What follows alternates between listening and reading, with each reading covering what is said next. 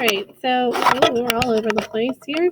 We're on lesson 5 today, so we're going to add unlike fractions. And I always am thankful for the days when math is really easy, but then I know the next day it's going to be pretty tricky.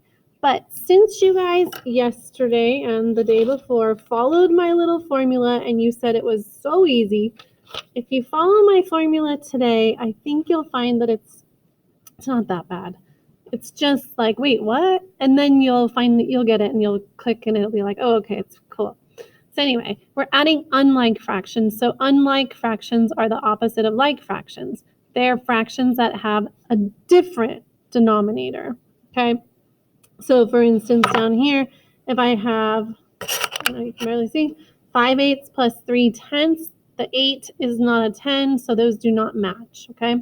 So step 1, we're going to check to see if the denominators match. They will not match today. Step 2, if they don't match, we're going to make them match. And there's a little star here. And what you need to always remember, whatever you do to the bottom, you must also do to the top. Okay, so make sure you're pausing these and writing these down. Very important steps. Step 3, we need to, since they don't match, so we check, they don't match, we fix. Find a common denominator that will work with both of your current denominators. So I'm going to zoom in here. So for instance, we have 5/8 and 3/10.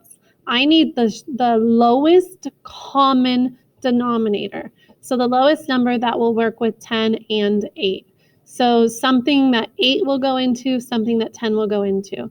So I know 10, you can skip count. 10, 8 won't go into 10. 20, 8 won't go into 20. 30, 8 won't go into 30. 40, yes, 8 will go into 40. Okay, so I already did this for you because I wanted you to see the process, but if it will go into 40, then write a 40 over here somewhere, okay? Then you're going to, over here, 10 will go into 40, so I'm going to cross this out and make this into 42. But what I do to the top or the bottom, I also must do to the top, so keep that in mind. Okay, so now we're going to take this new denominator of 40 and divide it by our old denominator. So let's start here. 40 divided by 8 is 5. Okay, so let's remember this, 5. I'm going to write it really small right there. And then I go down here and I read the next direction. Take that answer and multiply it by your numerator. That number is your new numerator. So if I have 5, 40 divided by 8 was 5. I take that number times the number I already had as my numerator. So 5 times 5 is 25. So I now have 25 40th. And now that I think about it, I should just write my denominator here so it looks like a real fraction. 25 40ths is equivalent to 5/8. And I know this because I say, 25 divided by 5 is 5. So then 40 divided by 5 is 8. So I know that this is an equivalent fraction. All right, I'm going to move this 40 before I even start here. So now I take my new denominator divided by my old denominator. So 40 divided by 10 is 4. I take that number times 3 and I get 12. So now I have the new denominator, or excuse me, the new fraction of 25 40ths plus my new fraction of 12 40ths. And I'm going to get my new number. So matching denominators like yesterday. So then I add 25 plus 12, which is 37. And I slide over my denominator.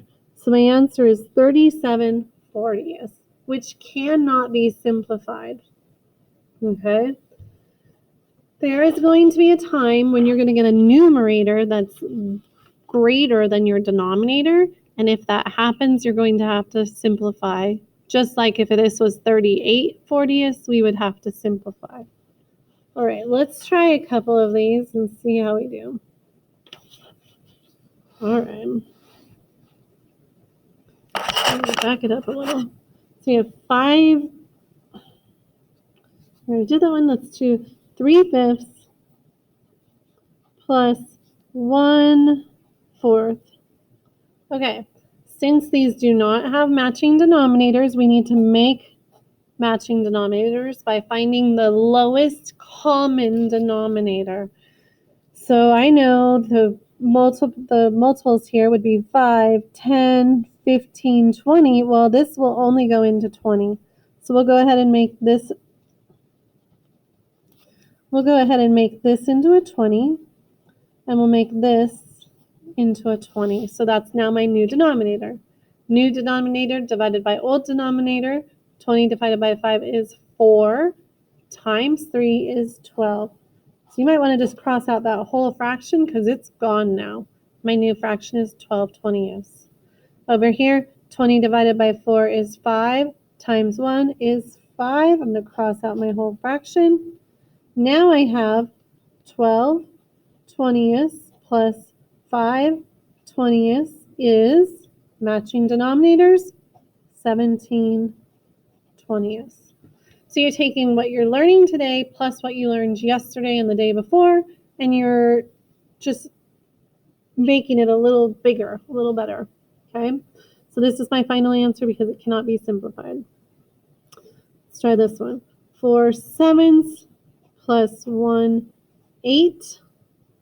Oh, I keep putting an equal mark there, and I don't want that.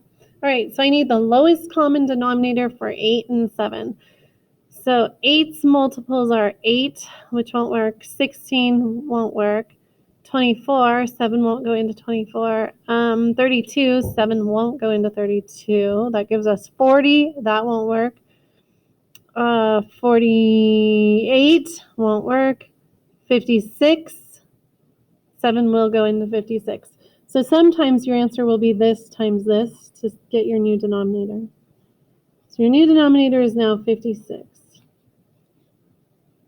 Okay, 56 divided by 7 is 8, times 4 is 32. This is again where if you don't know your math facts, you're really in trouble. 56 divided by 8 is 7, times my numerator is 7. So now we have, I'm going to actually rewrite this so I can clearly see it again.